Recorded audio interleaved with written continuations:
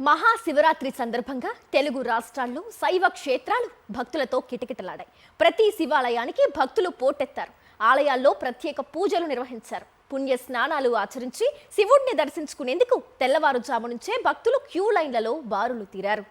మహాశివరాత్రి సందర్భంగా ప్రముఖ శైవ క్షేత్రం శ్రీశైలానికి భక్తులు పోటెత్తారు.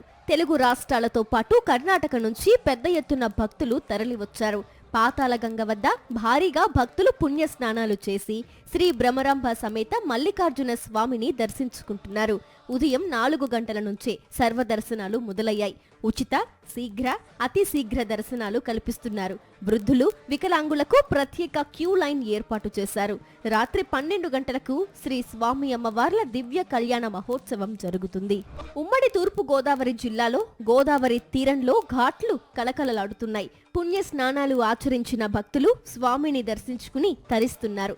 పంచారామ క్షేత్రమైన ద్రాక్షారామంకు భక్తుల తాకిడి పెరిగింది. అటు అంబేద్కర్ కోనసీమ జిల్లాలో కోటిపల్లి శైవ క్షేత్రాలకు భక్తులు పోటెత్తారు.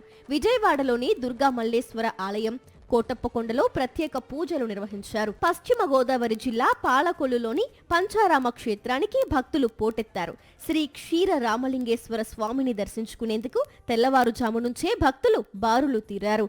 సాక్షాత్తు శ్రీరాముడు ప్రతిష్ఠించిన శివలింగం కావడంతో ఇక్కడికి భక్తులు భారీగా తరలి వస్తూ ఉంటారు. తిరుపతి జిల్లా శ్రీకాళహస్తీశ్వర స్వామివారి దేవస్థానంలో మహాశివరాత్రి పర్వదినాన్ని పురస్కరించుకుని ఉదయం గోపూజ కార్యక్రమాన్ని శాస్త్రోక్తంగా నిర్వహించారు.